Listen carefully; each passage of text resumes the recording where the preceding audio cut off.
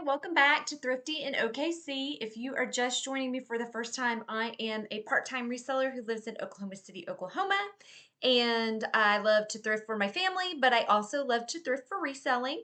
So today I'm going to be sharing a what sold video for you, and this is going to be from the week of the 5th through the 12th, so not including today. I've had a sale or two today. I'm going to start out by saying that this has not been a stellar week as far as sales go. We are kind of in what I call the summer slump. It tends to, in June and July, for me anyway, slow down. I have resold for nearly 20 years, and in the summer, almost always in the summer, it kind of dies down a little bit for me. People are traveling. Sometimes I'll get a little bump as school starts back. We do really good on FBA during that time because we sell a lot of textbooks, but it usually will run all the way, just a little bit slower business, probably until September. So if you're having slow sales right now, don't be discouraged. Just keep listing. That's what I do. I figure it's a great time to build up my inventory and get ready for the holidays, even though that seems really, really far away, it is not. So total all in, I sold $592.98 this week. Again, I am part-time, and I figure I usually take out around 30% for fees, which is, for Poshmark, you see on there I have a few Poshmark tabs. They only take out 20%, but that probably covers a little bit of what my cost of goods are. So my netting, I'm guessing, is around 415. Again, that is just a guess based on 30% deduction from the 592. It is not a specific number. So don't don't think too much about that. That's just kind of a round average. But so I'm going to start off with eBay. I did have 3 sales on eBay. I had this Michael Dawkins bracelet that I sold for $34. The best offer was accepted. I think I had this up for either $44.99 or $49.99, but it has sat for a while. So I went ahead and took the $34 offer on that one. For Littlest Pet Shops, I had a lot of 6 of the Siamese and Persian cats. We tend to get these for pretty good prices at garage sales. If you're not familiar with Littlest Pet Shop, they can be really good sellers. I've sold some single ones for over $100 before, but they do take a lot of research because they have got a lot of nuances to them. So you can see that one of the cats has little stars in its eyes, one has little diamonds in its eyes. All those things make a difference on the value of the cats. So we've been in a situation where we bought 50 or 75 of them, and it takes a lot of time. And a lot of the smaller value ones that you can get $10, $12 for, I'll just lot them up all together and put a good price on them because I don't have time to list a bunch of stuff being part-time for $10 and $12. So $29.99 on those. And then I sold this vintage Twinkle Bears plush. I had a purple one of these that was in a little bit better condition that I sold a few months ago for like $129. So I want to say, I think, and I sold this one for $99.99. So if you're not looking at plush, look at plush. They're, especially if it's vintage, a lot of these Twinkle Bears are pretty valuable and they go for good money, but there's a lot of vintage toy plush out there that also can go for really good money. People ask me, knock on wood, about bed bugs or bugs in plush. I have never had that experience. I tend to bring them home. I will leave them in the garage or I will leave them in my trunk. Then I will put them in the dryer on the highest heat setting and dry them.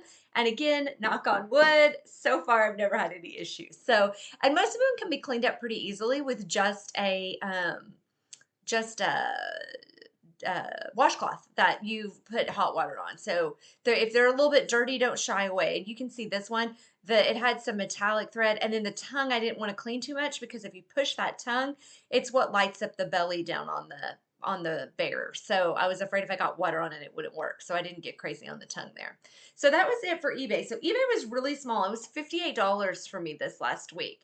But this is why it's important to have your stuff in other places. I do not cross list the same items, but I do different things so that if I stink in one area, hopefully another type of area that I have will help me make that up. So for Etsy, I had 3 sales. Also, a pretty small chunk. I don't know if I added up. Oh, I'm sorry, that was wrong. Etsy was $58.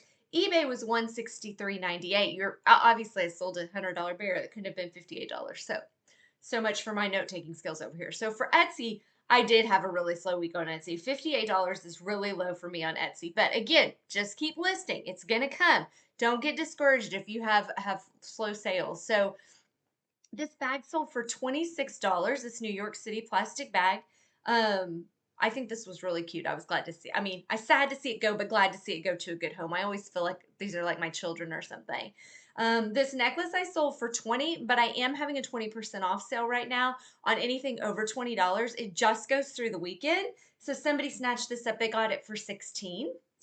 And I get a lot of Native American type sea bead stuff here because I'm in Oklahoma. So if you're somewhere, you know, I hear a lot of people say in Florida they get a lot of Lily Pulitzer. Get that Lily Pulitzer. Sell what you have really good access to. So this one sold really fast. I put this brooch up and it sold within like 10 minutes. I don't see anything crazy spectacular about it, but maybe I am missing something. That always makes me nervous when that happens. I sold this one for $16. So hopefully it's not like some crazy valuable piece. If it is, don't tell me down in the comments because I don't want to know. I'll be mad at myself. I did the research that I thought was adequate for it. And they were selling most of them between 16 and 20. I priced on the low end because I've got jewelry coming out my ears and I needed to move it. So Poshmark is my next up. I sold this fabric belt for $20. This came out of a belt bag, so it would have been really cheap. If you haven't watched some of my previous videos, I do a couple of videos on belt bags. I like belt bags. I usually can find a couple of things in there, and they're usually pretty cheap.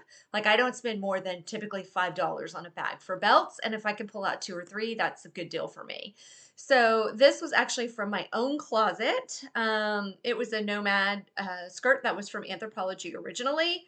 I bought it on sale. It was a little bit too big for me. I wear a 8 or a 10, so sold that. This one I was really disappointed on for myself. So I bought actually 3 Tory Burch tops, and they're 8s.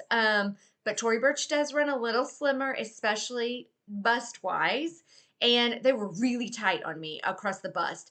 So I put this one up to part with. It sold within a day, which was great because I did pay for me what I consider to be up. I think I might have shown this in a haul video.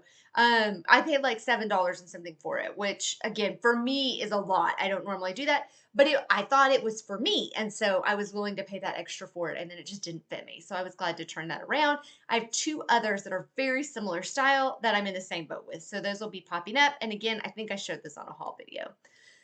This Madewell necklace came from the outlet, from the Goodwill outlet. So that was a good turn because that was probably, I mean, a quarter maybe, I don't know. Neil Diamond World Tour hat. Might have shown this in a haul video. This sold, I feel like, fairly closely. I don't track everything, so I sold this for $25. Not even an offer. This was just bought straight out. I thought it was a really cool hat. I like hats. I like selling hats. You know, if you can take $1 and make 20 bucks on it, why not? This was another item from my closet that I have had forever and I love it, but every time I put it on, I cannot figure out how to wear it and it feels a little short on me. I like things to come down to my knees and this doesn't quite get there. So after it sat in my closet for a while, I thought, well, I'll put it up and let somebody else love it. So hopefully whoever gets it loves it. So this last sale kind of saved my patootie as far as numbers go.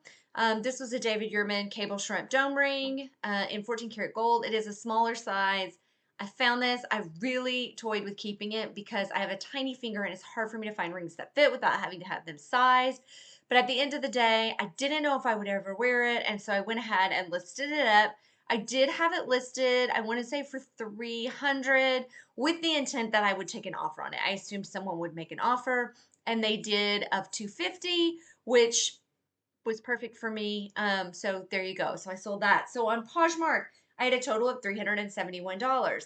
Usually Poshmark is not my winner between the 3. It is usually Etsy, eBay, and then Poshmark is last. But this week Poshmark was the one where I made the most, which again is why I say it's really important to have different avenues that you sell on, whether you cross list or whether you sell different things. I sell most of my vintage on Etsy, most of my trendier items on Poshmark, and then anything else goes on eBay. So, or anything I don't know the value of that I want to run an auction on goes on eBay. So all separate avenues, but they total added up to be $592 in sales with roughly around $415 revenue net generated for the week, which isn't too bad. Probably more than I would make at Starbucks. Maybe not. I don't know what you make at Starbucks. So, but I did it. I get to do it on my own time, and I don't have to punch a clock. So can't beat that for some extra income coming in.